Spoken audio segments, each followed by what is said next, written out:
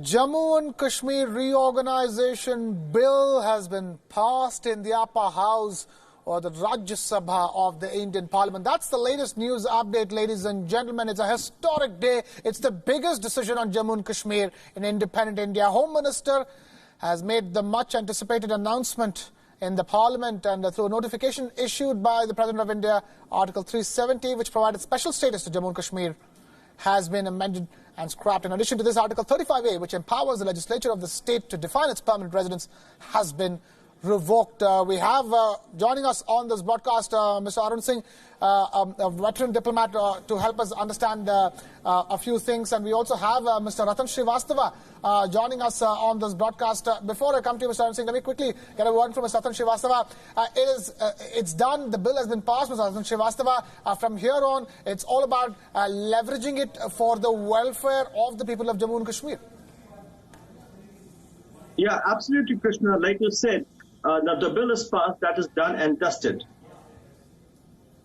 And this means that from here on, it is important for everybody to have a perspective about this. This is not about the politics and the legality of it all, but the fact that this means better governance in Jammu and Kashmir. This means welfare for Jammu and Kashmir, a temporary provision in spirit in the Indian Constitution that has been allowed to exist for over 70 years in a grey area has now been put to bed. The Jammu and Kashmir Reorganisation Bill has been passed in the Rajya Sabha, the upper house of the Indian Parliament.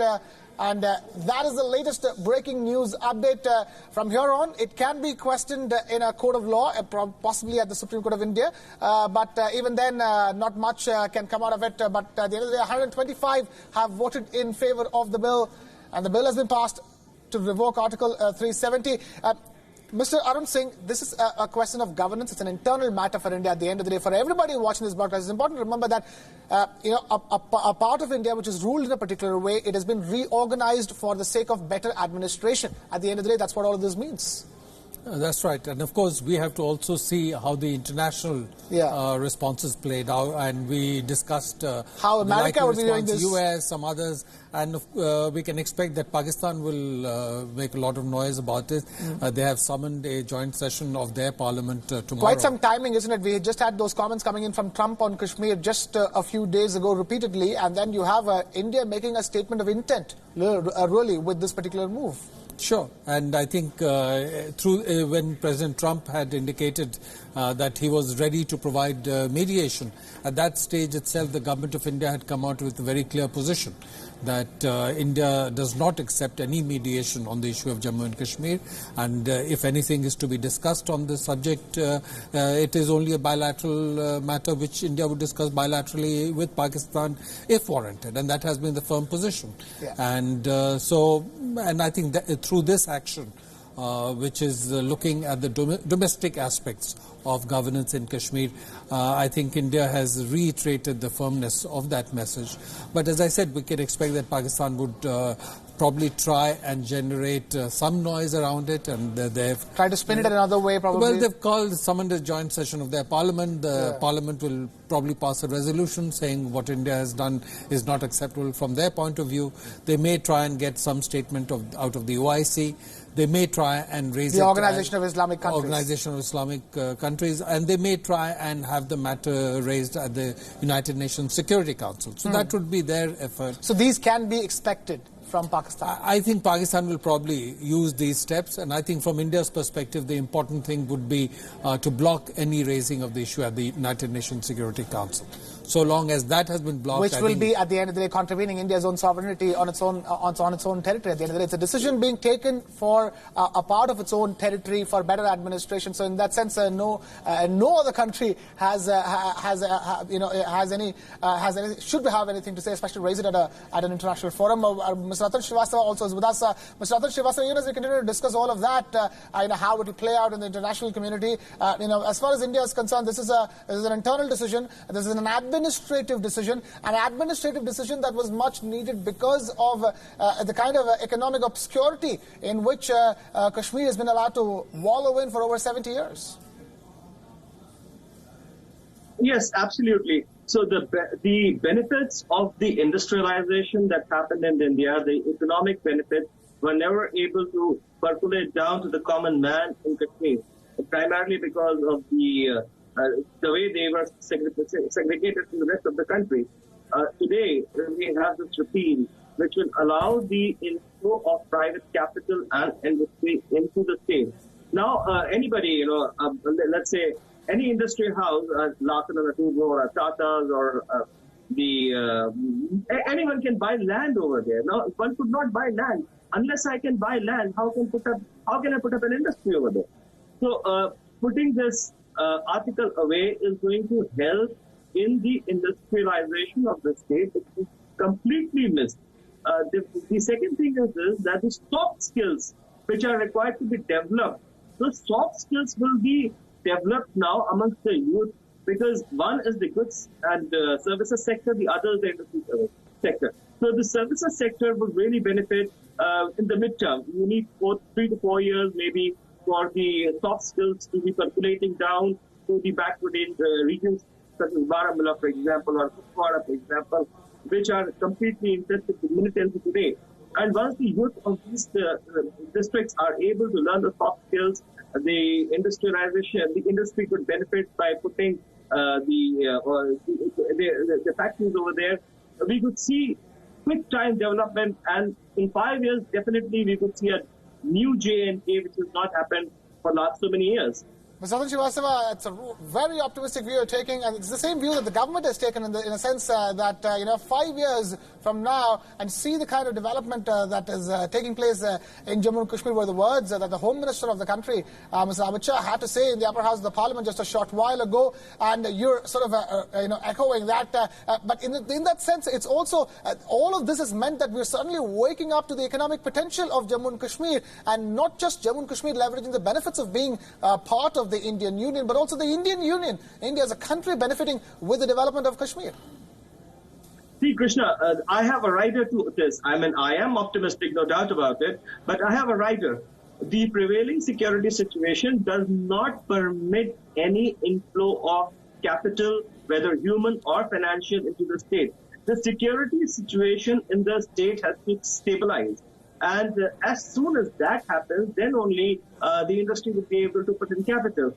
But we cannot wait for the situation to stabilize. It may take some time. It may take some months. I think if the initiative is driven by the center, as I said, for the agro industry and the horticulture industry in Jammu and Kashmir and the tourism in Ladakh, I think that could be a good beginning, and definitely we need the soft skills to be instilled in the local youth, and the industry coming in, buying land and for setting up infrastructure. Right. You could even have EZs. Why not? Let me step away from economics for a little bit and ask you, as a defense expert, Mr. Srivastava, you've seen the kind of troop build-up that has taken place in the valley. In the last 1 month, especially the last 72 hours, the kind of measures that have been taken in the build-up to this historic move, or how would you say, the next 3 to 6 months are going to be extremely crucial from the defense perspective? Krishna, this is again a very, very good question, because why are we doing it now? I mean, a lot of people are asking, why is India doing it now? Why are we doing this time? The way I see it from the strategic perspective is this, that the parliament is not going to have any more monsoon session, and the parliament will only meet in winters. That would be too late for the security forces to act upon neutralizing the anti-national elements which are present in the valley, because it is historically known that Pakistan tries to push in militants and the anti-national elements across the border before the gullies and the passes close up in Kashmir Valley, which is before the onset of winter. We could not have waited for the onset of winter for this to fester. And definitely the way the Indian Army is responding to any overtures through the border. Right now, for example, yesterday we have heard about the B-80, the Border Action Team of Pakistan, being neutralized in the Karen sector. We are seeing that India has been able to take this on a proactive level. And of course, within Kashmir, Indian Army has been very active, and it has neutralized almost the entire top leadership of all the militant organizations. So once this happens and once winter sets in, at least there will be no cross-border movement or very less cross-border movement. So that will allow the Indian Army to dominate the remaining militants and the terrorists present in the valley through its own CT grid, counter-terrorism grid. Once that happens, we see a situation stabilizing in the valley and maybe the elections happening. Once the elections happen, the security situation stabilizes, economic benefit would be underway. Once the situation stabilizes, economic benefits would be underway. Is the word coming from Ratan Srivastava. Let me take this across to Mr. Arun Singh, who continues to be there. Mr. Arun Singh, so much of talk, because this is a complex issue at the end of the day, and India, is right now, at the cusp of being a global power, on par with any other global power. And the kind of message that India sends out is very important. And when India does something like this, what kind of a message do you think this sends out really from the kind of status that India has risen to in the recent past? So there are, as we discussed, two dimensions of the issues related to Jammu and Kashmir. One is the internal dimension, and then also to see what kind of external assessments and reactions are there. And although there may be different viewpoints, clearly one assessment would be that it is a decisive step that India has taken. Because this is an issue that has been under discussion for a long, long time, and there have been pros and cons argued, but clearly it will be seen as a major decisive step. And now, of course, we have to see how it plays out. How it plays out in terms of both the situation on the ground, and then how does it play out in terms of the international reaction. And the international reaction will be impacted both by the preoccupations of different countries, their own preoccupations, and how they look at the relationship with India. And most of them now value the relationship with India because of the global status that has been reached. And therefore, the only country that I believe will go around trying to generate some noise would be Pakistan. And normally, whatever they say, I would say, over the past couple of years, would not have received any traction, because Pakistan's narrative, Pakistan's effort were not really getting any attention. But of late, because the United States needs Pakistan in the context of Afghanistan. We have to see how the US plays that dimension. And in fact, even in India and elsewhere, there was concern that as the US was trying to accommodate Pakistan in the framework of Afghanistan, if the Taliban started having a greater say in Afghanistan, if not a domination of the government in Afghanistan, would Afghanistan once again become a potentially safe haven for terrorism directed against India? And that would certainly be a matter of concern for India. So many of these things are interlinked, and we have to really watch how the situation evolves.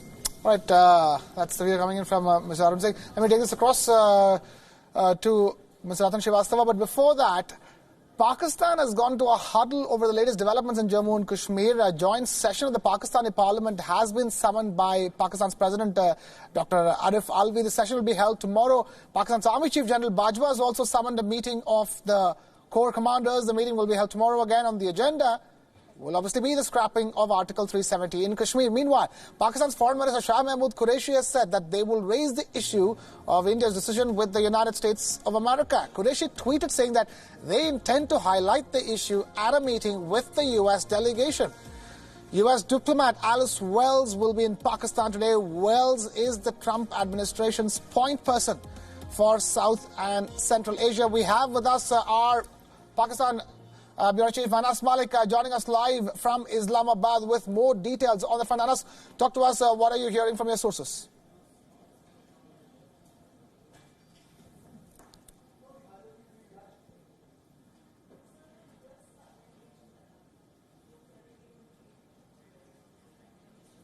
Right, we will be coming across live to our correspondent in Pakistan in just a bit. But before that, let me quickly get a word in from Mr. Arun Singh. Mr. Arun Singh, expected, isn't it, the fact that the political establishment and the military establishment are going into a huddle, and obviously they are, calling out to America? Well, I guess it's a coincidence that Alice Wells happens to be visiting Pakistan at precisely this time. And so it's obvious that if she's there, they're going to raise it with her, because they need to project it to their people for domestic political reasons that they've raised the issue with the United States.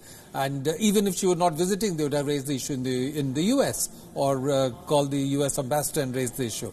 So this is to be expected because Pakistan has always tried to internationalize the Kashmir issue. And India's position has been very firm that with the Simla Agreement of 1972, the Jammu and Kashmir issue is no longer an issue which is on the international agenda. It is, at best, a bilateral issue between India and Pakistan that anything to be resolved. And that is the position that India has maintained consistently. So I think we'll clearly... So now, all eyes on the U.S. administration to see how it's going to react. Even if Pakistan were to call out the U.S. for help, the U.S. has international commitments. The U.S. is holding Pakistan to international commitments at the end of the day. Of course, U.S. reaction would be important, but we shouldn't really overplay that too, because when India is firm in its position, everybody has to accommodate that. Because, for example, if you look at 1998, when India did the nuclear tests, at that time, India had been criticized by major powers. Some of them had imposed sanctions against India, and India had stood very firm on its position. And after a while, they accommodated India's because of India's standing and India's strength. And since then, India has grown in stature on the global stage so much. Now it has enough and more to assert itself. Absolutely, and the United States and the other major world powers in Europe, Russia, Japan, elsewhere have tremendous equities and interests in the India relationship. So I think whatever responses they give, this will certainly condition that. All right, Mr. Arun Singh there joining us with that perspective, and as we continue to bring you the latest from how Pakistan is reacting to this. Meanwhile, we have Mr. Ratan Srivastava also joining us on this broadcast. Mr. Ratan Srivastava, a quick question to you. The fact that Pakistan has reacted the way it has is no surprise to start with. Yeah, definitely it's no surprise to stop with. And as Mr. Singh was saying, that we do expect that there would be some noise and brouhaha by Pakistan in the international forums. And that's primarily not to, internationalize the situation. They cannot, because whatever India has done in its parliament today, it's India's internal matter. But definitely for their own local audience, they have to show that this issue stays alive. Because, see, for all practical purposes, the Kashmir issue is closed. It's dead. As far as India is concerned, we have made two states, and in those two states, we have two different types of administration going on. But it will be difficult for Pakistan to accept it, and there will definitely be noise about it. And as Ambassador Singh just said, one of the things is this, that they will use the visiting American delegation to bring up this point. But the more important aspect is this, that yes, for the internal, I would say, requirements of America, because President Trump is seeking re-election, one of the promises that he has made is the withdrawal of the American troops from Afghani soil. For that, they need Pakistan. Pakistan to chip in and help them. I'm really not sure how is that going to happen now, because the Pakistani army and their Ajal Bajwa would be focused on doing whatever they are doing right now to the development, to the protection of the eastern borders. I don't think that they will be able to commit large number of troops to the northern borders into Afghanistan to secure that area and maybe possibly help with some troops on ground to help the extrication of US troops on that soil. Definitely that agenda is going to be on the back burner, and US will have to see how they have to tackle that. Definitely, that is something that I would like to say. But then, as I said earlier, this is an internal matter of India, and Pakistan really cannot do anything much except make some noise about it. Right, Mr. Ratan Srivastava and Mr. Arun Singh, please stay with us. Let's delve deep into this a little bit. So what will change in Jammu and Kashmir now after Article 370 is revoked? The separate constitution of Jammu and Kashmir ceases to be in operation in the state. Now all provisions of the Indian constitution will apply to the Jammu and Kashmir Constituent Assembly. Now, it will make a distinction between the permanent residents of Jammu and Kashmir and the outsiders. The Article 35A will also cease to have any effect. And this means that purchasing land and owning property by people considered outsiders till now would be possible. And any Indian citizen can now settle in Jammu and Kashmir. The new union territory with a legislature will now be at par with all other Indian states. The sectors of education and employment will open up to all Indians without any discrimination. That Article 35 brought up by means of the clause of permanent residence. The separate Ranbir Penal Code, or RPC, will give way to the Indian Penal Code, and Sardari Riyasat will refer to the governor of Jammu and Kashmir. The status of Jammu and Kashmir police cadre will be redefined. They may be included in DANAPs, that is Delhi, Andaman and Nicobar Islands police services, or may be granted a separate status. Dual citizenship of the state will end.